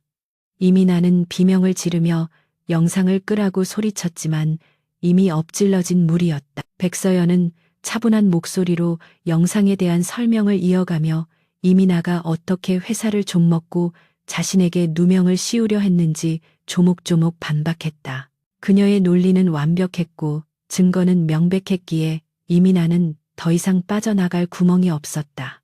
강도진은 단상 위로 올라와 백서연의 어깨를 감싸며 이 모든 범죄 사실을 경찰에 넘겨 철저하게 수사할 것을 요청하겠다고 밝혔다. 그는 또한 이민아와 결탁하여 회사를 위험에 빠뜨린 이사들을 전원 해임하고 법적 책임을 물을 것이라고 선언했다. 그의 카리스마 넘치는 선언의 강당은 환호성으로 가득 찼고 이민아를 지지하던 이사들은 고개를 숙인 채 슬금슬금 뒷걸음질 쳤다. 이민아는 다리에 힘이 풀려 주저앉았고 그녀의 곁에는 아무도 남지 않게 되었다.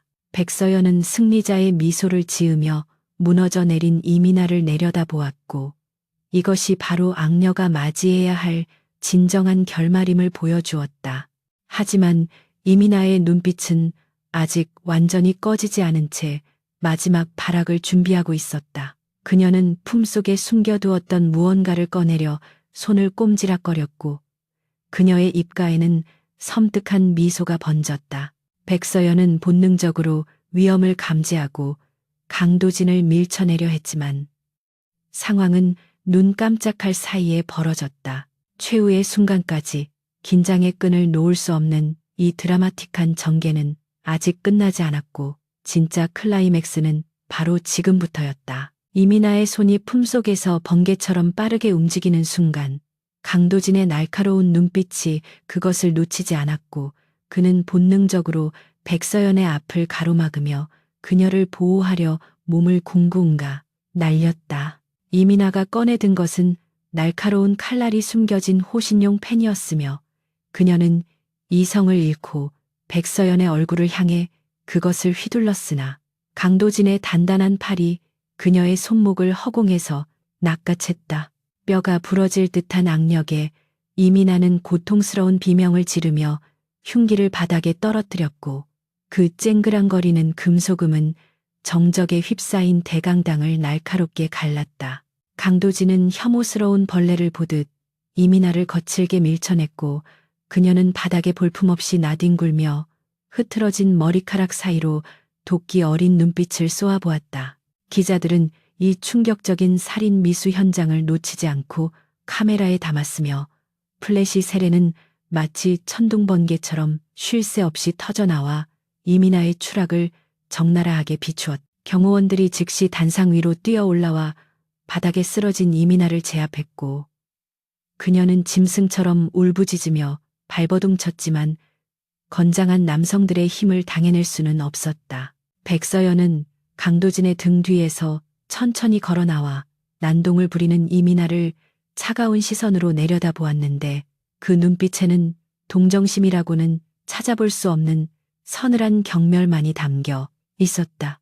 그녀는 마이크를 다시 잡고 흐트러짐 없는 목소리로 이민아의 마지막 발악조차 그녀의 죄를 입증하는 증거일 뿐이라고 일갈했다. 백서연은 이민아가 주장하던 모든 선행과 피해자 코스프레가 얼마나 기만적이고 위선적인 쇼였는지를 지적하며 이제 대중들은 더 이상 그녀의 거짓 눈물에 속지 않을 것이라고 단언했다. 이민아는 악에 받쳐 소리를 질러댔지만 그녀의 목소리는 기자들의 웅성거림과 카메라 셔터 소리에 묻혀 공허한 메아리로 흩어질 뿐이었다. 백서연은 여기서 멈추지 않고 노트북에 키보드를 두드려 준비해둔 두 번째 파일을 재생했는데 그것은 이민아가 자신의 측근과 통화한 녹음 파일이었다. 스피커를 통해 흘러나오는 목소리는 대중들이 알고 있던 천사 같은 이민아의 목소리와는 딴판인 거칠고 저속한 욕설로 가득 차 있었다. 녹음 속의 이민아는 가난한 사람들을 돕는 척하면서 뒤로는 그들을 벌레 취급하며 비하했고 기부금을 빼돌려 명품을 사고 호화 여행을 즐기는 것을 자랑스럽게 떠벌리고 있었다.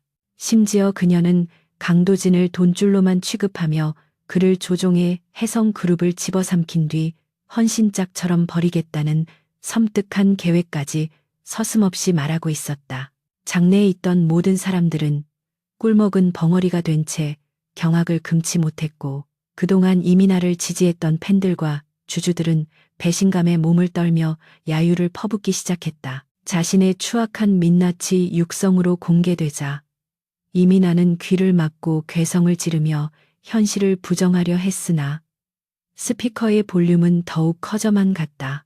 그녀는 그동안 쌓아올린 이미지가 모래성처럼 무너져 내리는 것을 지켜보며 극심한 공황 상태에 빠졌고 초점 없는 눈동자로 허공을 응시하며 중얼거렸다.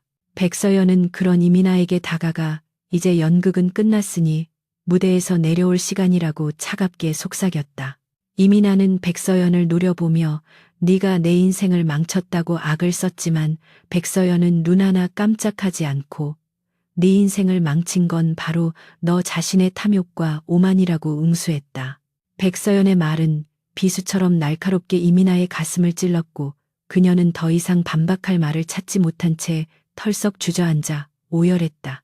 강도진은 마이크를 넘겨받아 이 자리에 참석한 이사들과 주주들을 향해 시선을 돌렸는데 그의 눈빛은 이민아를 볼 때보다 더욱 매섭고 살벌했다. 그는 스크린에 화면을 전환하여 이민아와 결탁해 회사의 이익을 빼돌리고 백서연을 모함했던 이사들의 명단과 그들의 비리 내역을 낱낱이 공개했다. 화면에 자신의 이름과 차명 계좌 내역이 뜨자 단상 뒤에 서 있던 이사들의 얼굴은 사색이 되었고 그들은 쥐구멍이라도 찾고 싶은 심정으로 고개를 숙였다. 강도진은 해성그룹의 총수로서 이 시간부로 해당 이사들을 전원 해임하고 배임 및 횡령 혐의로 형사 고발할 것임을 선언했다. 그의 목소리는 단호하고 위엄이 넘쳤으며 회장의 권위를 이용해 썩은 환부를 도려내겠다는 강력한 의지가 담겨 있었다. 이사들은 강도진의 발 앞에 무릎을 꿇고 한 번만 용서해 달라며 읍소했으나 강도진은 그들에게 눈길조차 주지 않고 보안팀에게 그들을 끌어내라고 명령했다. 보안 요원들이 들이닥쳐 비명을 지르는 이사들을 짐짝처럼 끌고 나가는 모습은 마치 전쟁터의 패잔병들을 연상케 했다.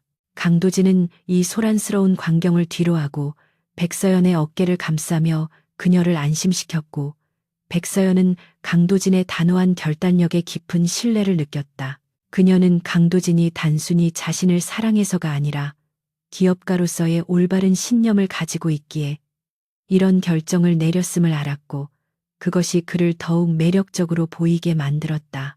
해성그룹의 대청소는 이렇게 시작되었고 이는 그룹이 다시 태어나는 계기가 될 것이 분명했다. 그때 대강당의 육중한 문이 열리며 제복을 입은 경찰들이 들이닥쳤고 그들의 손에는 체포영장이 들려 있었다.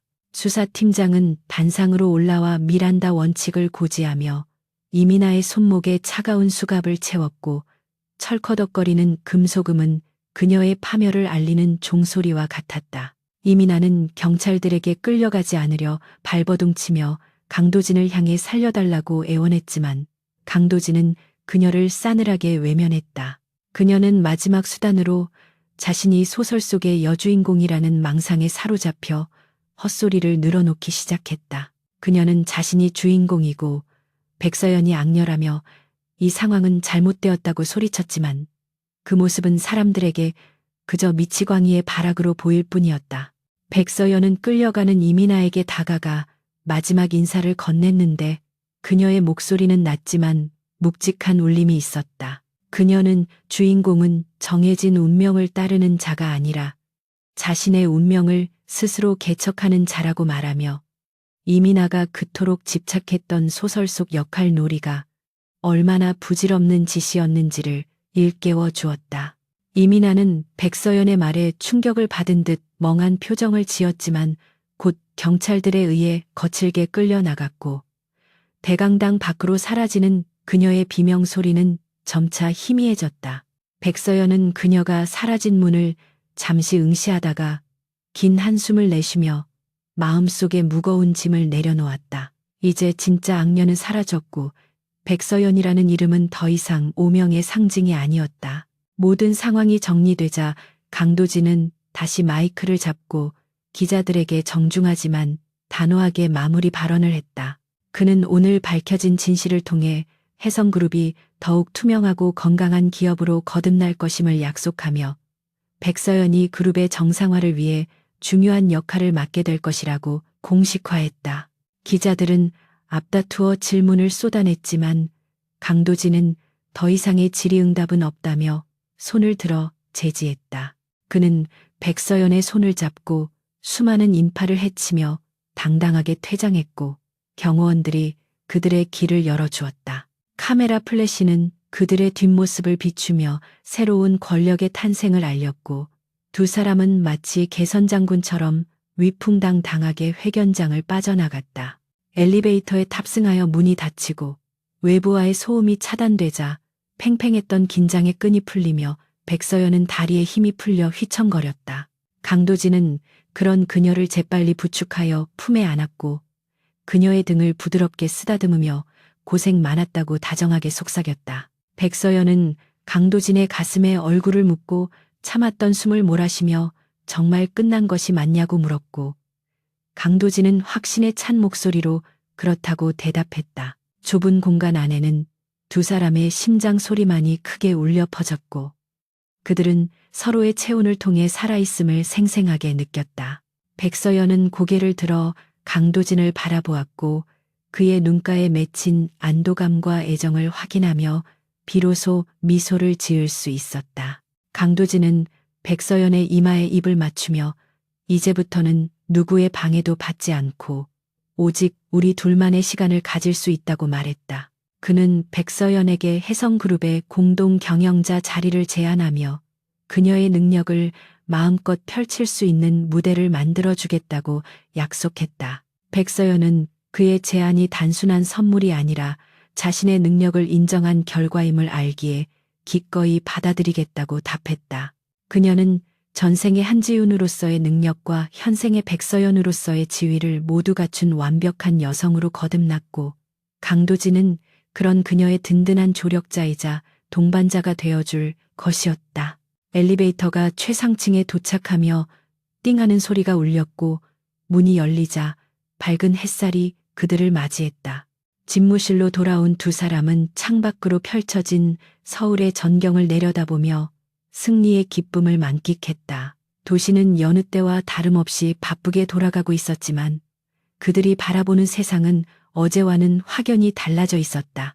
백서연은 유리창에 비친 자신의 모습을 바라보며 이제야 비로소 소설 속의 엑스트라가 아닌 자신의 인생이라는 무대의 진정한 주인공이 되었음을 실감했다. 그녀는 강도진의 손을 잡고 창문에 손을 대며 이 도시의 모든 것이 우리 발 아래 있다고 속삭였다. 강도진은 그녀의 뒤에서 허리를 감싸 안으며 당신이 원한다면 이 세상 전부를 가져다 주겠다고 화답했다. 백서연은 책상 위에 놓여있던 이민아와 관련된 서류 뭉치를 집어들어 파쇄기에 넣었고 종이가 잘게 갈리는 소리를 들으며 과거와의 완벽한 작별을 고했다. 그녀는 이제 더 이상 원작 소설의 결말을 두려워할 필요가 없었으며 자신이 써 내려갈 새로운 이야기에 대한 기대감으로 가슴이 벅차올랐다. 강도진은 와인잔 2개를 가져와 그녀에게 건넸고 두 사람은 축배를 들며 서로의 눈을 깊이 응시했다. 붉은 와인이 투명한 잔 속에서 찰랑거렸고 그들의 미래 또한 이처럼 붉고 열정적으로 타오를 것임을 예감케 했다. 그때 비서실장이 노크를 하고 들어와 경찰청에서의 연락사항을 보고했는데 이민아가 조사 과정에서 횡설수설하며 정신 이상 증세를 보이고 있어 병원으로 이송될 예정이라는 소식이었다. 강도진은 무표정한 얼굴로 법의 심판을 받게 하되 그녀가 죗값을 치를 때까지 철저하게 감시하라고 지시했다. 백서연은 씁쓸한 표정을 지으며 욕망의 끝이 파멸이라는 것을 다시 한번 뼈저리게 느꼈다. 그녀는 강도진에게 우리는 절대 저런 괴물이 되지 말자고 말했고 강도진은 당신이 내 곁에 있는 한 나는 언제나 인간으로 남을 것이라고 약속했다. 두 사람은 손을 맞잡으며 서로가 서로에게 구원자이자 족쇄임을 인정했다. 이제 모든 방해물은 사라졌고 혜성그룹은 백서연과 강도진의 강력한 리더십 아래 새로운 전성기를 맞이할 준비를 마쳤다. 직원들은 백서연의 능력과 카리스마에 열광하며 그녀를 진정한 안주인으로 받아들였고 주가 또한 연일 상한가를 기록하며 시장의 신뢰를 회복했다. 백서연은 바쁜 일정 속에서도 강도진과의 데이트를 즐기며 평범한 연인들처럼 행복한 시간을 보냈다. 그들은 서로의 상처를 치유하고 부족한 점을 채워주며 완벽한 하모니를 이루어 나갔다. 폭풍이 지나간 자리에는 더욱 단단하고 아름다운 꽃이 피어나고 있었다. 밤이 깊어지자 강도진은 백서연을 데리고 옥상 정원으로 올라갔는데 그곳에는 그가 미리 준비한 수천 개의 촛불이 은하수처럼 빛나고 있었다. 백서연은 환상적인 광경의 말을 잇지 못하고 입을 다물지 못했고 강도진은 그녀의 앞에 무릎을 꿇고 주머니에서 반지를 꺼냈다. 그것은 그가 오랫동안 간직해왔던 어머니의 유품인 붉은 다이아몬드 반지였다. 강도진은 떨리는 목소리로 백서연에게 정식으로 청혼하며 평생을 함께해 달라고 고백했다. 백서연은 눈물이 그렁그렁한 눈으로 고개를 끄덕이며 그의 손을 잡았고 강도진은 그녀의 손가락에 반지를 끼워주며 세상을 다 가진 듯한 표정을 지었다. 강도진이 건넨 붉은 다이아몬드 반지는 서울의 밤하늘 아래에서 고혹적인 빛을 발하며 백서연의 네 번째 손가락에 완벽하게 안착했다. 그녀는 손끝에서 전해지는 반지의 차가운 감촉과 강도진의 손바닥에서 느껴지는 뜨거운 체온의 대비를 느끼며 지금 이 순간이 소설 속의 한 장면이 아닌 자신의 생생한 현실임을 자각했다. 백서연이 고개를 들어 강도진을 바라보았을 때 그의 눈동자에는 평소의 냉철함 대신 한 여자를 향한 맹목적인 갈망과 깊은 안도감이 일렁이고 있었는데 그것은 세상을 전부 가진 남자가 비로소 자신의 세계를 완성할 마지막 조각을 찾은 듯한 표정이었다. 강도진은 백서연이 대답을 하기도 전에 그녀를 와락품에 안았고 그의 거친 숨결이 그녀의 귓가를 간지럽히며 지독한 소유욕을 속삭였다. 그는 백서연이 자신을 받아들인 이상 이제는 죽음조차도 우리를 갈라놓을 수 없으며 만약 그녀가 도망치려 한다면 세상 끝까지 쫓아가서라도 다시 받아맬 것이라고 으르렁거렸다. 백서연은 그의 집착적인 사랑 고백에 미소를 지으며 그의 등 뒤로 손을 둘러 단단한 근육을 쓸어내렸고 이 위험한 남자가 자신에게 안식을 주는 유일한 안식처임을 인정했다. 그녀는 귓가에 입술을 대고 도망칠 생각 따위는 애초에 없었으며 당신이라는 감옥이라면 평생 갇혀 있어도 나쁘지 않을 것 같다고 대담하게 화답했다. 두 사람의 입술이 자연스럽게 맞닿았고 그들의 키스는 부드러움보다는 서로를 삼킬 듯한 격렬함에 가까웠으며 그동안 억눌러왔던 감정들이 폭발하듯 터져나왔다. 옥상 정원을 가득 채운 수천 개의 촛불들이 바람에 일렁이며 두 사람의 그림자를 하나로 묶어주었고 도심의 화려한 야경은 새로운 황제와 황후의 탄생을 축복하듯 찬란하게 빛나고 있었다.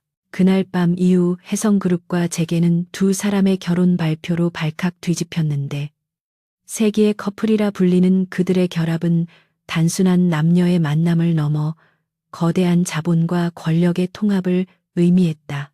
언론은 연일 두 사람의 러브스토리를 대서특필하며 과거 백서연을 악녀로 매도했던 기사들을 덮어버리고 그녀를 현대판 신데렐라이자 능력 있는 여성 리더로 추앙하기 시작했다.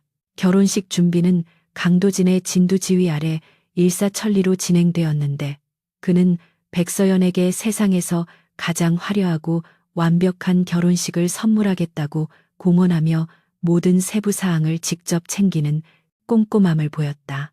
드레스는 이탈리아의 장인이 한 땀 한 땀 수놓은 최고급 실크로 제작되었고 예식장은 혜성그룹 소유의 최고급 호텔 그랜드 볼룸을 통째로 비워 웅장하게 꾸며졌다. 결혼식 당일 백서연은 눈부시게 하얀 웨딩드레스를 입고 신부 대기실에 앉아 거울 속에 비친 자신의 모습을 멍하니 바라보았다. 전생의 한지윤으로서 치열하게 살아왔던 기억들과 소설 속 백서연으로 깨어나 겪었던 파란만장한 사건들이 주마등처럼 스쳐 지나갔다. 그녀는 문득 자신이 진짜 백서연이 아니라는 사실에 대한 죄책감과 정체성에 대한 혼란을 느꼈지만 곧 강도진이 사랑하는 사람은 과거의 백서연이 아니라 현재의 자신임을 상기하며 마음을 다잡았다. 그때 대기실 문이 열리고 턱시도를 입은 강도진이 들어왔는데 그의 모습은 숨이 막힐 만큼 근사해서 백서연은 잠시 호흡을 잊을 정도였다. 강도진은 백서연의 앞에 무릎을 꿇고 앉아 그녀의 손을 잡으며 오늘 당신은 이 세상 그 누구보다 아름답다고 찬사를 보냈다. 강도진은 백서연의 눈에 스친 찰나의 불안을 놓치지 않고 그녀의 뺨을 어루만지며 무슨 생각을 그렇게 골똘히 하냐고 물었다. 백서연은 잠시 망설이다가 당신이 사랑하는 것이 진짜 나인지 아니면 변해버린 백서연인지 묻고 싶은 충동을 느꼈지만 그 말을 삼키고 대신 다른 질문을 던졌다. 그녀는 강도진에게 언제부터 자신을 여자로 느끼기 시작했냐고 물었고 강도진은 묘한 미소를 지으며 잠시 기억을 더듬는 듯했다. 그는 우리가 처음 파혼을 논했던 그날 밤 연회장에서 당신이 나를 경멸하듯 바라보며 차갑게 돌아섰던 그 순간부터라고 대답했다. 그는 그때 당신의 눈빛에서 처음으로 살아있는 생명력을 느꼈고 나를 두려워하지 않는 그 당당함에 미친 듯이 매료되었다고 고백했다. 그의 대답을 들은 백서연은 비로소 마음의 짐을 완전히 내려놓을 수 있었는데 강도진이 사랑한 것은 껍데기가 아닌 자신의 영혼 그 자체였음을 확인했기 때문이다. 그녀는 강도진의 목을 끌어안으며 나도 당신이 나를 처음 구해줬던 그 냉동 창고에서부터 당신에게 중독되었던 것 같다고 속삭였다. 두 사람은 서로의 이마를 맞대고 짧은 입맞춤을 나눈 뒤 하객들이 기다리는 식장으로 향하기 위해 일어섰다. 거대한 문이 열리고 웅장한 음악이 울려 퍼지자 수천 명의 하객들이 일제히 자리에서 일어나 박수를 보냈고 버진 로드 위에 선 두 사람은 서로의 손을 꽉 잡고 힘찬 발걸음을 내디뎠다. 결혼식이 끝나고 몇 달 후 혜성그룹은 백서연 부회장의 취임과 함께 새로운 도약의 시기를 맞이하고 있었다. 그녀는 단순히 회장의 아내라는 타이틀에 만족하지 않고 실질적인 경영에 참여하며 자신의 능력을 유감없이 발휘했다. 그녀는 기존의 보수적인 기업 문화를 혁신하고 투명한 경영 시스템을 도입하여 주주들의 전폭적인 지지를 얻어냈으며 직원들에게는 합리적인 복지 혜택을 제공하여 존경받는 리더로 자리 잡았다. 강도진과 백서연이 함께 참석하는 이사회는 언제나 팽팽한 긴장감과 활력이 넘쳤는데 두 사람은 때로는 치열하게 토론하고 때로는 완벽하게 협력하며 혜성그룹이라는 거대한 함선을 능숙하게 이끌어 나갔다. 어느 날 늦은 오후 회의를 마치고 집무실로 돌아온 백서연은 피로를 느끼며 소파에 기대 앉았고 강도진은 그런 그녀를 위해 따뜻한 차를 직접 타서 가져왔다. 그는 백서연의 뭉친 어깨를 주물러주며 오늘 이사회에서 보여준 당신의 카리스마는 정말 압도적이었다고 칭찬했다. 백서연은 차를 한 모금 마시며 당신이 옆에서 든든하게 받쳐주었기에 가능한 일이었다고 겸손하게 답했다. 강도진은 그녀의 옆에 앉아 서류 뭉치를 치워버리고 그녀를 자신의 무릎 위에 앉히며 이제 일 이야기는 그만하고 우리만의 시간을 갖자고 투정 부리듯 말했다. 밖에서는 냉철한 카리스마를 뿜어내는 총수지만 자신 앞에서는 한없이 다정한 애처가로 변하는 그의 이중적인 모습이 백서연은 사랑스러웠다. 강도진은 백서연의 허리를 감싸 안으며 다가오는 주말에는 모든 일정을 취소하고 단둘이 별장으로 여행을 떠나자고 제안했다. 백서연이 처리해야 할 결제 서류가 산더미라고 반박하려 했지만 강도진은 단호하게 고개를 저으며 회사는 우리 없어도 며칠쯤은 잘 돌아간다고 일축했다. 그는 백서연의 건강과 휴식이 회사의 이익보다 훨씬 더 중요하다고 강조하며 그녀의 입술에 가볍게 키스하여 입막음을 했다. 백서연은 못 이기는 척 고개를 끄덕이며 그의 제안을 받아들였고 강도진은 아이처럼 기뻐하며 그녀를 품에 꽉 끌어안았다. 두 사람은 창밖으로 붉게 물드는 노을을 바라보며 평범하지만 소중한 일상의 행복을 만끽했다. 시간은 빠르게 흘러 어느덧 두 사람이 결혼한 지 1년이라는 시간이 지났고 혜성그룹은 역대 최고의 실적을 기록하며 승승장구하고 있었다. 백서연은 이제 누군가의 아내나 악녀라는 꼬리표를 완전히 떼어내고 대한민국을 대표하는 여성 경영인으로 우뚝 섰다. 그녀는 과거 자신을 괴롭혔던 이민아의 소식을 우연히 접하게 되었는데 정신병원에 수감된 그녀는 여전히 자신이 소설 속 주인공이라는 망상에서 벗어나지 못한 채 비참한 나날을 보내고 있다고 했다. 백서연은 그 소식을 듣고 씁쓸함을 느꼈지만 더 이상 동정심이나 분노는 느끼지 않았으며 그녀는 이미 과거의 인물일 뿐 자신의 현재와 미래에는 아무런 영향도 줄 수 없음을 알았다. 강도진과의 관계는 시간이 지날수록 더욱 깊고 단단해졌는데 그들은 서로에게 없어서는 안 될 공기 같은 존재가 되어 있었다.